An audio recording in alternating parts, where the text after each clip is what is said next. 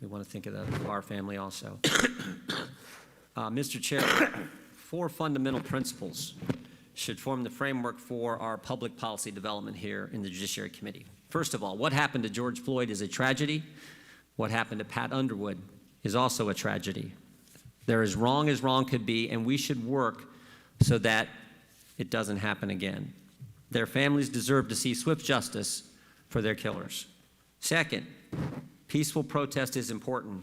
It's part of our First Amendment liberties. We've all engaged in it, but there is a big difference, as I said last week, a big difference between peaceful protest and rioting, a big difference between peaceful protest and looting, a big difference between peaceful protest and violence, and frankly, a big difference between peaceful protest and attacking our police officers or forming these new autonomous zones that we see in the city of Seattle, Chaz, CHOP, whatever the designation is. There is a big difference. Third, the vast majority of police officers do a great job. They risk their lives every single day to protect our communities.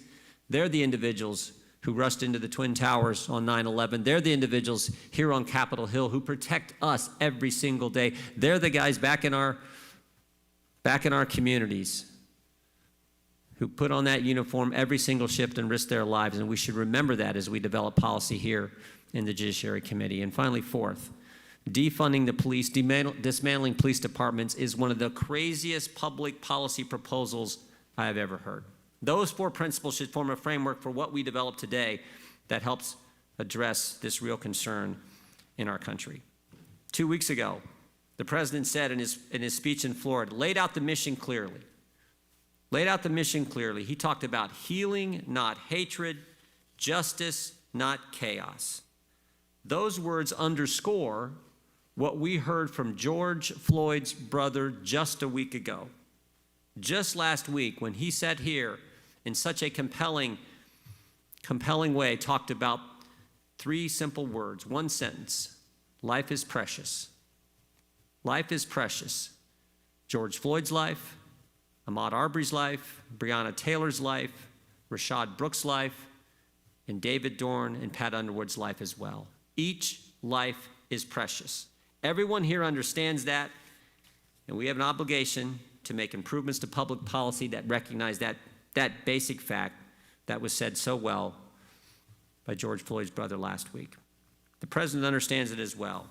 Just yesterday, he gathered together the families of fallen law enforcement officers and the families of victims of police brutality at the White House as part of his executive order that lays the groundwork, the signing of his executive order that lays the groundwork for beginning to address these real concerns. But even before the executive order, this administration worked with us on good policy, good, strong policy. Mr. Collins, Mr. Jeffries, and others on this committee, all of us on this committee, with the First Step Act, great piece of legislation, real prison reform. This administration has worked to help support historically black colleges and support for opportunity zones, support for school choice, all good policies where we all work together. I hope that's what happens today. I hope my colleagues on the Democrat side of the aisle will work with us. The many amendments that we plan to offer that we think function within these 4 principles I talked about and will help deal with the situation. But it didn't start off that way. Not one single Republican was consulted with the bill that we're marking up today. Not one.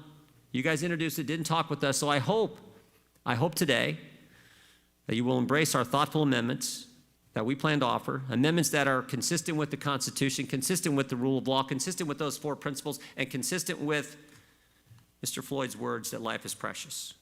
That is our goal on the Republican side, and I look forward to the next several hours as we mark up this legislation that we can adopt Republican amendments that we think will make this legislation the kind of legislation our country wants us to develop here in the House Judiciary Committee. With that, Mr. Chairman, I yield back.